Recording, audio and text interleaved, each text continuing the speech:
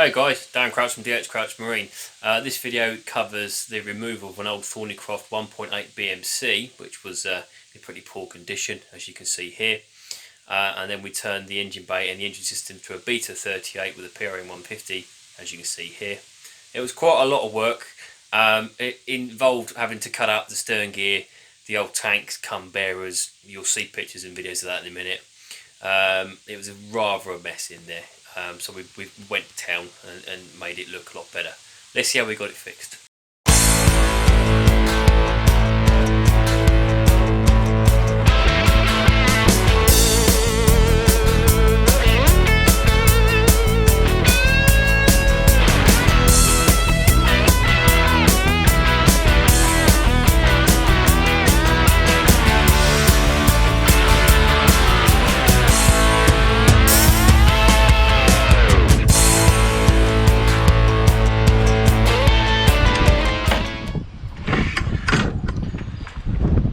Open up the back deck to find the next big project.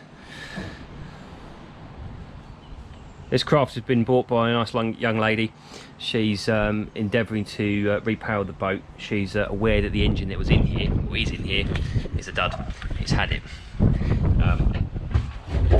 As you can probably see, there's plenty of room, which makes me happy because this is going to be a big job.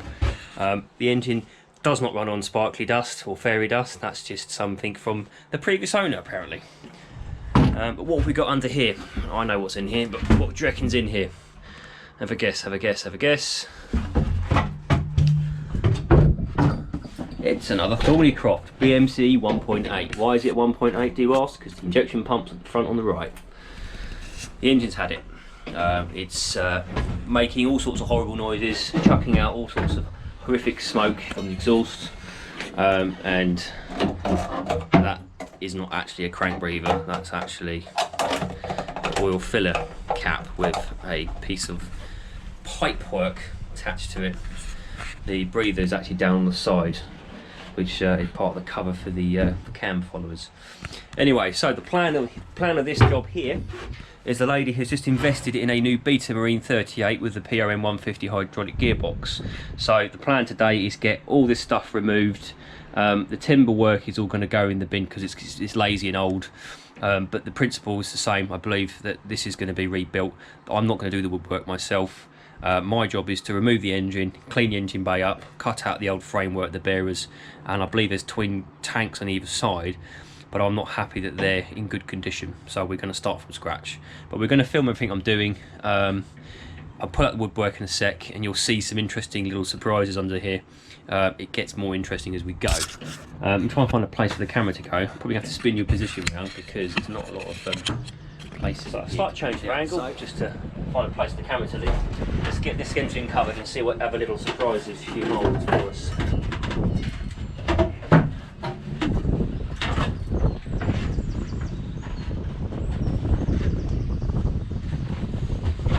Whoops. What's that?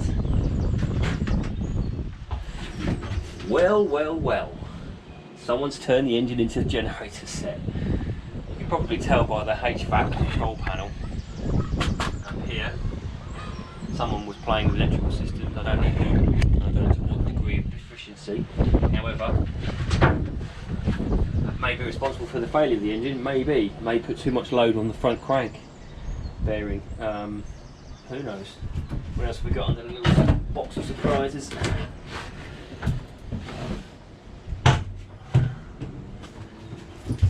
Ooh, there's an alternator.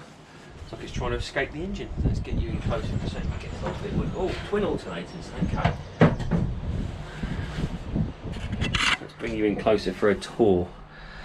So there's an alternator, and you can see down the front there's an array of pulleys and belts, and it's an interesting contraption to say the least. I'm not sure how well this worked. It doesn't look like it's a badly done modification, just not done to any particular marine standard that we would want today. If it's your own project, then by all means, total respect to the fun and play you've been doing here, but well, this isn't suitable anymore. So we're going to get all this stripped out, get the engine lifted out today, and make an assessment on the next step. But I think it's going to be quite a big job, this one. That's what we plan for. Like, Jack's just popped by to check if I'm ready for lifting the engine out. They provided me with their approved, tested straps. So that's all in accordance with their safety measures. We'll get this strapped up and we'll aim to do a lift and get this engine out of the way so we can carry on getting everything else out of here. I'll come back to this first test in a minute.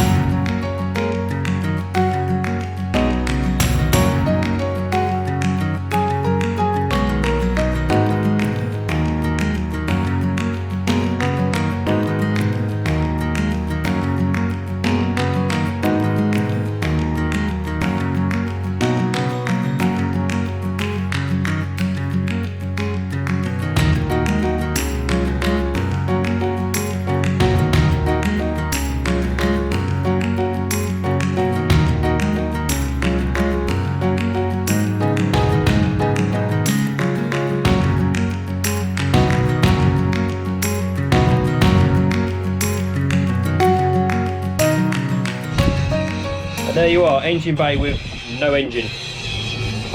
You'll hear the background noise. There's anodes being welded on the hull of this craft. So my job now is just to carry on removing all the old equipment that's not needed. It's this panel, this generator pack, and all these other bits and bobs, exhaust and cabling. The batteries will get pulled out of the way and stored inside. I think they're going to be changed anyway. A new battery tray will be built. I'm going to lift up this plywood and check under here, because I'm not too keen on laying timbers straight on top of steel is never a good idea unless you bed it in properly, which I don't think that is. It'll trap moisture and I'm a bit concerned about that, but we'll have a look. The steel on this craft is really good. Everything's 12mm in terms of counter and base plate, so we shouldn't really have any major concerns there. Right, I'll get to it. Let the camera roll. My last bit of battery, and always other days to film.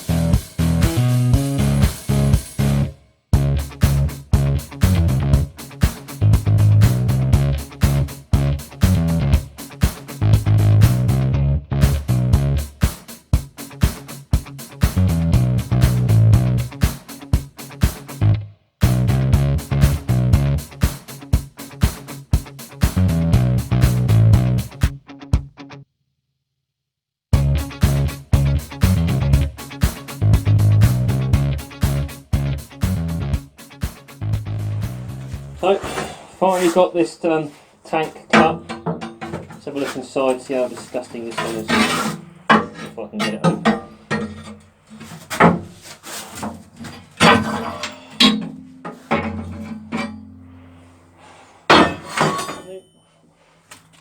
What is that paint?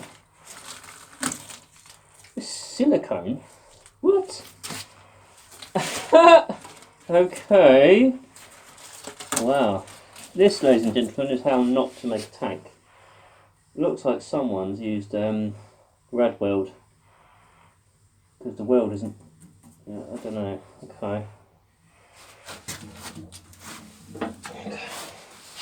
I have to put the phone down because my GoPro's gone flat and I haven't got the charger going, so I'll bring you back in a sec. Right, so here we go. This is upside down now. It's pretty bad in there. It's probably as bad as the other tank, but arguably worse because is that paint or not quite? Okay, so that looks like paint, but I think that's a silicone. That's really thick there.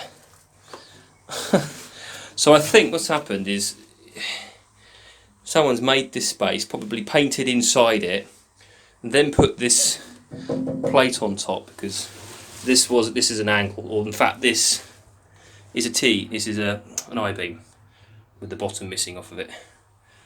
Possibly I've just cut the bottom off. No, someone else has cut the bottom of the I-beam off and then welded it on one side, so it's just one weld. So yeah, but as you can see inside the tank it's again just full of sludge and gump. Right, time for a cup of tea.